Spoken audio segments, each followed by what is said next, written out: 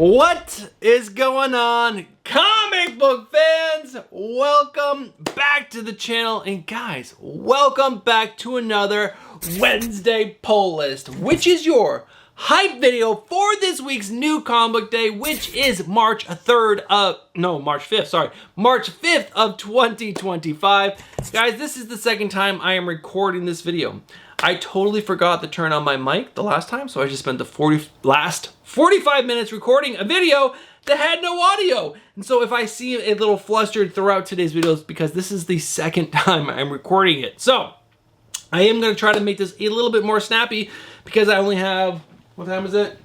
I only have 33 minutes to record this video before work starts, and I got to get it done before then. So 33 minutes, let's rock and roll. Guys, your hype video for this week's new comic book day. I will cover the best covers, in my opinion, the best stories, in my opinion, and then I'll cover the rest of the books that are on my pull list. That way you guys know what I'm picking up, what I'm liking, and what I'm not liking so much. Because I do like everything that I pick up for the most part. So let's not waste any more time because we got to get this video recorded. Let's go ahead and dive into the best covers that I found on this week's new comic book day with my cover lever picks.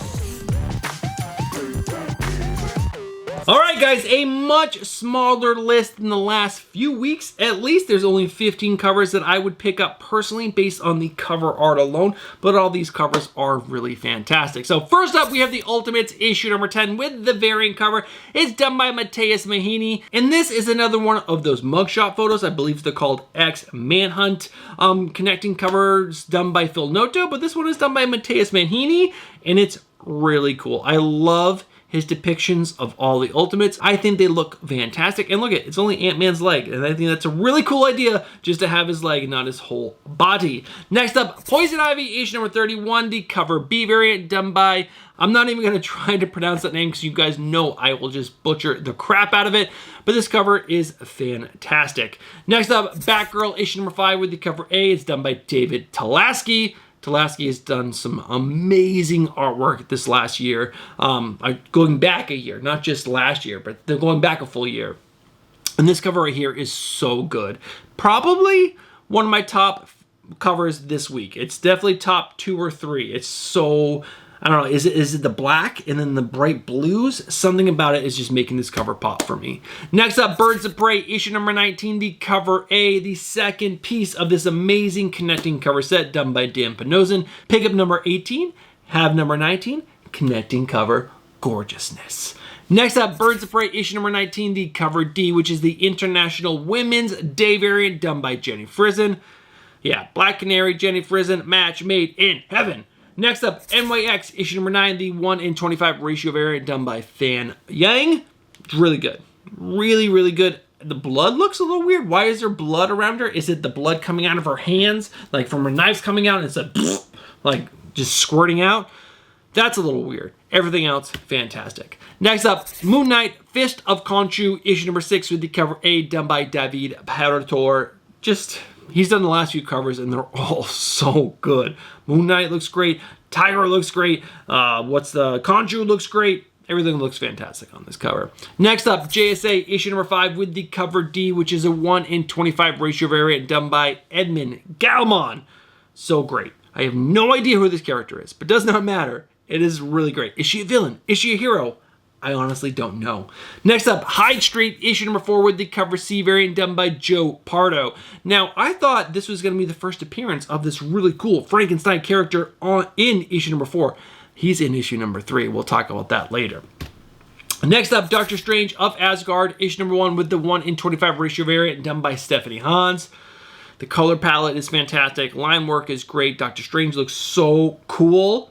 Love this cover. I like the fur. It's really cool. Next up, Teenage Mutant Ninja Turtles, Night Watcher, issue number 6 with the cover B variant done by Junie Ba.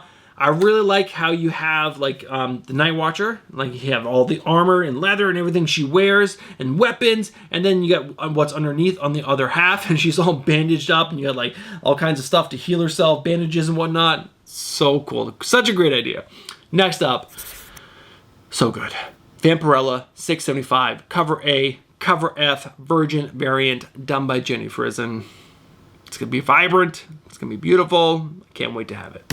Next up, another cover for Vampirella, issue number 675, the cover C, the cover J, 1 in 15 black and white, and then the cover L, which is the 1 in 20 black and white virgin ratio variant. All three are fantastic. I think I'm just picking up the cover C, but guys, New Comic Day, mycomicshop.com, and just hover. Wait for them to put the ratio books out there. Go pick them up at the lowest price possible that you're willing to pay, because that's what we all do in the Discord. That's right. Join the Discord! Next up, Jim Henson's Labyrinth, issue number 6. I believe this was delayed from last week. This is the cover D. It's a 1 in 25 ratio variant done by Raza. Again, we found this when this was on final order cutoff, and we went out and bought it. We already have it. At least I didn't buy it. A lot of the guys in the Discord did, because this cover featuring David Bowie is freaking amazing. Next up, Wind, the Power of Blood, issue number 3 with the cover D, which is a 1 in 20 ratio variant. Now, League of Comic Geeks, which is what I use to gather all the covers for this video, says it's done by Javier Rodriguez, but this does look like Tula Lote to me. They could have the information wrong. I will double check while I am editing this video who it's drawn by, but either way, this cover for Wind is my favorite for this issue. And guys, that is the last cover that I would pick up based on just the cover art alone. Guys, if I missed a cover that you're absolutely in love with, let me know down in the comments below. But let's go ahead and move on, because I only got now 25 minutes to finish recording this video. So let's go ahead and check out that new number 1 that's on my pull list that I think you guys should consider maybe picking up. I'm usually much more excited, but after reading the creative team for this book, I got less excited. But let's go ahead and talk about it anyways.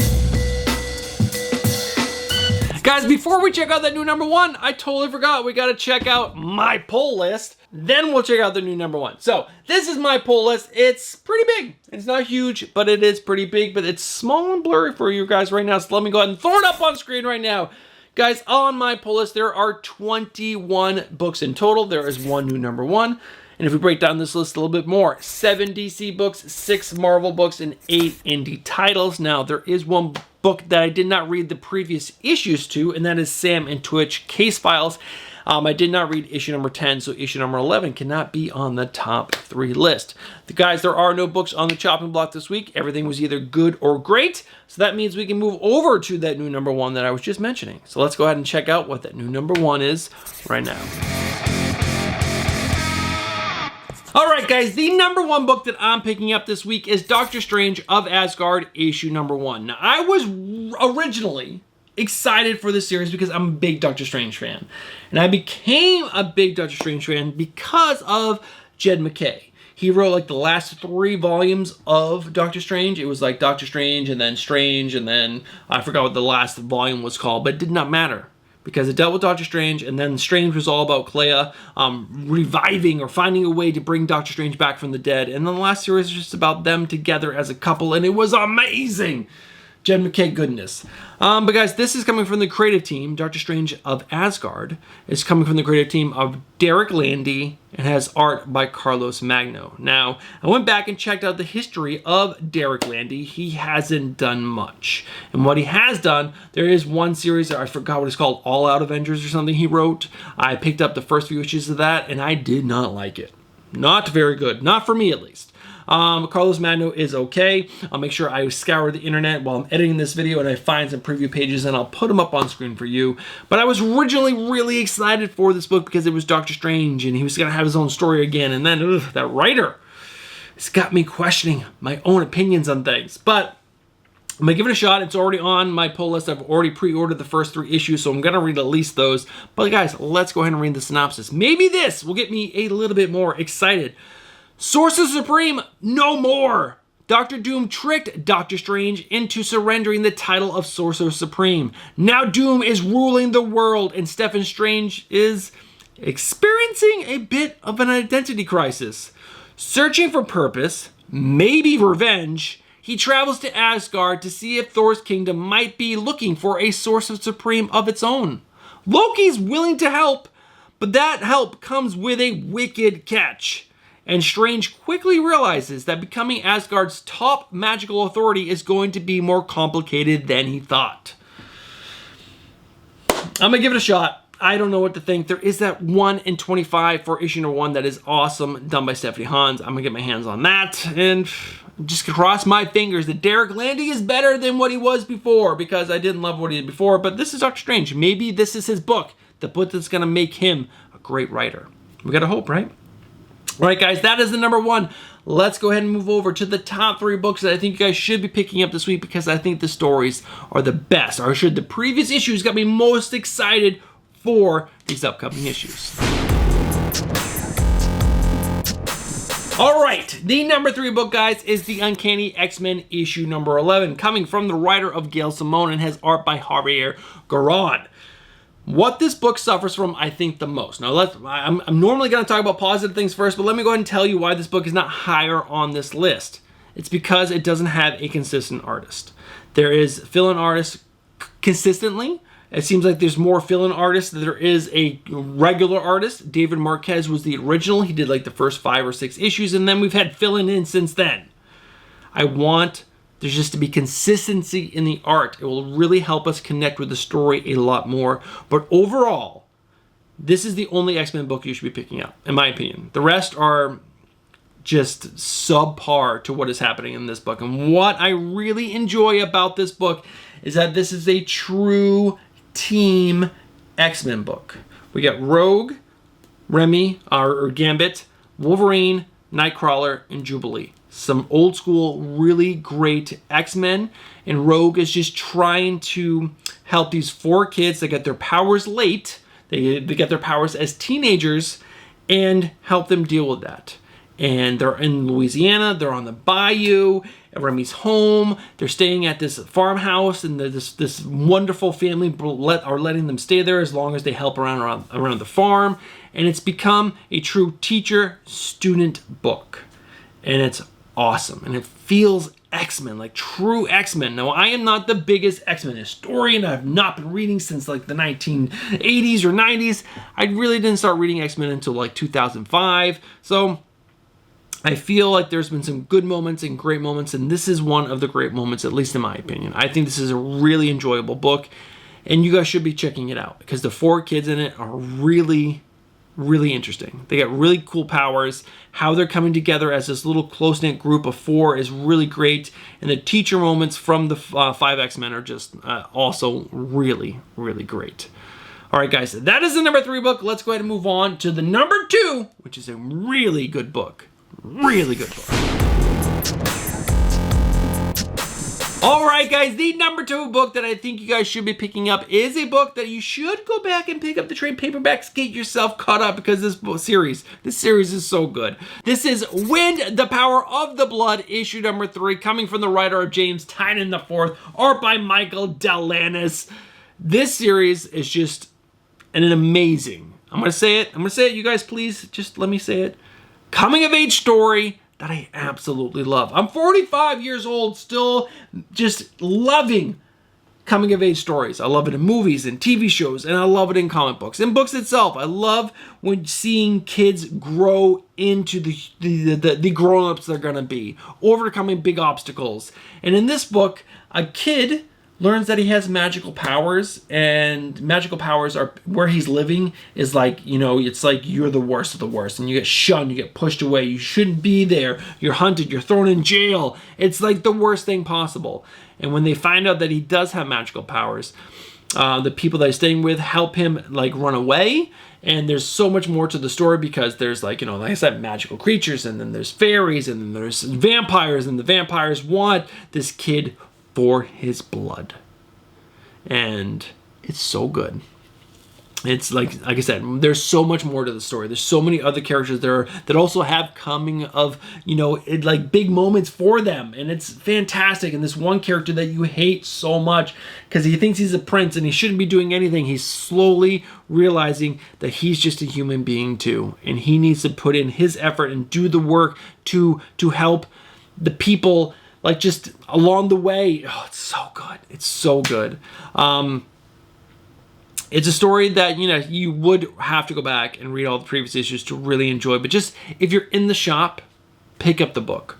Open the book. Flip through the pages. Look at that artwork. The artwork is so good. I love this series so much. It's one of my favorites of all time. There are some great variant covers for this. Or I shouldn't say great. There are some cool ones. There's a cover B done by Franny, cover F done by Joni Montes, which is okay. The one I really like is that cover D. It's either done by Tula Lote or Javier Rodriguez. League of Comic Geeks has Rodriguez, and yeah. That is it, guys. That is the number 2 book. I really think you should consider picking this book up. But guys, there's one more book, and I got 15 minutes to do this in the Not Top 3. So let's go ahead and dive into the number 1 book that I think you should be picking up this week, because the previous issues got me so freaking excited. All right, guys, the number 1 book that I think you should be picking up this week is Poison Ivy, issue number 31. This series has made the top 3 list over and over and over again. And after reading issue number 30, I just had to put issue number 31 in the number 1 spot. And I'll show you why. This book continues to do really cool things. But what they really did in issue number 30, which was, I did not know until I read it, was this is I think the C cover is done by Pablo Villalobos. It's fantastic. But what about the back cover? Well, it's the same thing. You're like, wait, what? And I didn't realize this until I pulled this out of the bag and board, because I get my books shipped to me from mycomicshop.com. So I pulled it out and I started reading. But when you go and you're reading along, you're like, oh, this is a cool story. It's all about Jane from HR. But then you get to the middle and you're like, wait, that's upside down. How do I read that? Well, you flip to the other side and you read the other way, and it's a story from Pamela Isley's point of view, and then they connect in the middle. How cool is that? And they also tell 2 very important parts of the story. I'm not going to try to give you this huge synopsis, but I will tell you this. This story is such a home run because this does not focus only on Pamela Isley, Poison Ivy. There is an awesome cast of characters around her. I've said this so many times over these videos. And what was really funny, in the Discord, there is a book club that they read a book every single week, or trade paperback, I should say, and they read Hush. And a lot of people in the Discord all agreed after reading Hush and not having read it before, is the book was so good because it did not focus just on Batman and just on the villain. It focused on so many other characters around him, and it really elevated the story. And that's what G. Willow Wilson has been doing with this book. I didn't say who the creative team was on Poison Ivy. It's G. Willow Wilson. And in issue number 31, we are getting a fill-in artist and Brian Level. It's normally Marcio DeCara. It's just a fantastic series because it's not just Poison Ivy. But it is, what I really like about this series is that Poison Ivy, this whole series started her journey driving across America, trying to spread these spores that would ultimately destroy the human race and let plants retake the planet. And halfway through her journey, she realizes that humans are worth saving. There are people out there that are worth saving. And now she's dealing with the repercussions of like spreading all the spores. And it's still happening in issue number 31. She's still dealing with the ramifications. And it's really cool. This is a home run of a book. A lot of people in the Discord that are also reading this series agree with me. You should be reading it. Pick up the trades, get caught up. There are some amazing covers that you guys have missed if you have not been picking it up. This issue number 31 has a great cover B, done by a name I cannot pronounce. There is a okay cover C in my opinion. Some people in the Discord really, really like it. There is a cover D. It's done by Tula Lote. It's a 125. I don't care for that one at all. I think it's ugly. And there is a Virgin cover E, which is the 1 in 50 of the Jenny Frison. But guys, this series is one you have to be picking up in my opinion. It's one of the best at DC Comics right now. I got 10 minutes and we're still gonna wrap this video up. So let's go ahead and move over to the not top 3, but the books you gotta see, which are the rest of the books on my pull list. All right, guys, now the not top 3, but the books you're gonna see are, like I just said, the rest of the books on my pull list, and where I put them into 3 categories: the okay, the good, and the great. If you're in the okay, that's not a good spot to be because you're most likely going to get chopped pretty soon. The good are good books. You should consider picking them up. And then the great are home runs. You guys have to be picking those up. So there are no books in the okay. There is that book that I did not read, which is Sam and Twitch Case Files, issue number 10. So I could not put issue number 11 anywhere on the list. Next up, the good, Arcbound, issue number 4. This is coming from Scott Snyder, Tom Hardy, and I forgot the artist on the book. If you like sci-fi Avengers, this is pretty good, especially if you like Scott Snyder. Next up, Batgirl, issue number 5. This is a story about Batgirl and her mom. and her mom is being hunted and wanted to be killed, and she brought her daughter in to basically help protect her and figure out how she can get out of this. It's good. I was almost gonna say okay. It's a good story. I want it to be better. Next up, Batman Full Moon, issue number 4. This is Batman. And he gets bitten by a werewolf, and he turns into a werewolf. And what does Batman do when he has the lichen virus in him? It's pretty cool. It's pretty gruesome. I don't like the artist on this book. I think this book would be in the grade if it wasn't for the art. Next up, JSA, issue number 5. Jeff Lemire and an artist I cannot remember. This is a good series. I want it to be better because it's written by Jeff Lemire. Everything Jeff Lemire is normally great, but this is just good. Next up, The Missionary, issue number 2. Really cool story, written by Ryan Stegman. Not drawn, written. It has art by Jason Howard, I want to say. It's a really cool story about a good guy who finds out that his wife is cheating on him, and this guy is very religious, and it's the priest of his church is the one sleeping with his wife. And it's very sexual at the very beginning. There's some very explicit wording happening, but then he's like basically running away after he sees what's happening, and he goes into the church and he starts to pray, and a demon comes up and it's like, hey, I can help you. All you gotta do is let me in. And he lets him in, and what's cool is that, you know, this guy is hurt, but he's so good, but he does want to do a little bad, and the demon helps him do that little bad, but the demon kind of wants to do a little good, so it's a little juxtaposition there. It's pretty cool. Next up, The Nice House by the Sea, issue number 6. It's a good series. James Tynion IV. I forgot who the artist is on the book. Does not matter. If you like alien, sci-fi type stuff, you will most likely enjoy this series. It's pretty cool. Next up, Spider-Gwen the Ghost Spider, issue number 11. This is just a good series. I will probably chop this at the end of this upcoming arc, just so I can pull back on my pull list. I'm collecting almost $400 in books after a 20% discount. It's a lot of stuff. I need to pull back, and this will probably be one of the books that I'm going to pull back from because I'm just not loving the story. Next up, Teenage Mutant Ninja Turtles Night Watcher, issue number 6. There was an awesome twist at the end of issue number 5. So I thought all along that Jennika was the Night Watcher, and she's just like in the suit. But at the end of issue number 5, you realize that there's so much more to the Night Watcher, and it's not just Jennika. So much more. So cool. I am more invested in this book than I was previously because I was gonna chop it. I was after issue like number 6 or 7. I was like, yeah, I gotta chop this. But now I want to find out more. Next up, Thundercats issue number 13, issue number 12 had a great moment with Kalia. I want to say and she's that new Thundercat that was introduced beginning in the series. We find out that she was working with Jugga. So much more to the story is unraveling, and I love it. Next up, The Ultimates, issue number 10, just continuing to be a solid series. Issue number 9 was all about introducing Luke Cage. Ultimate Luke Cage, and his story was okay. I just don't see where it's going to be because I don't know. I don't want to get into it. So it was good. I want it to be better.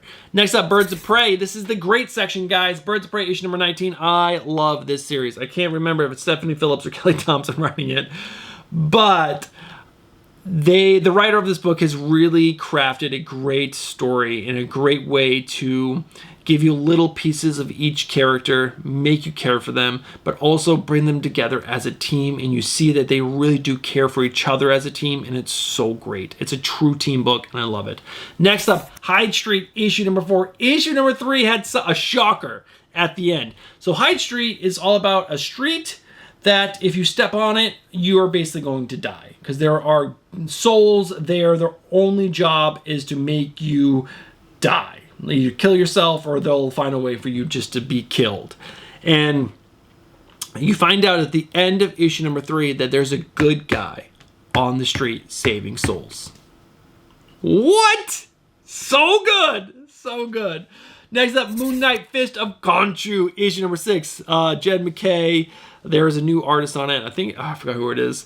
But awesome series. This is but again, this is one of those books you really need to enjoy the whole entire series to really feel the weight of this whole book and what the team is going through. Again, this is another book where there is a main character, Moon Knight, but the cast of characters elevates the story. Next up, The Tin Can Society, issue number 6.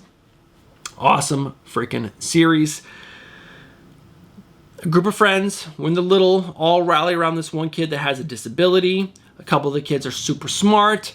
They help this kid. This kid is also super smart. They build an exoskeleton. They build a suit. He becomes a superhero. He has a multi-million-dollar company that has, like, you know, exoskeletons with kids with disabilities.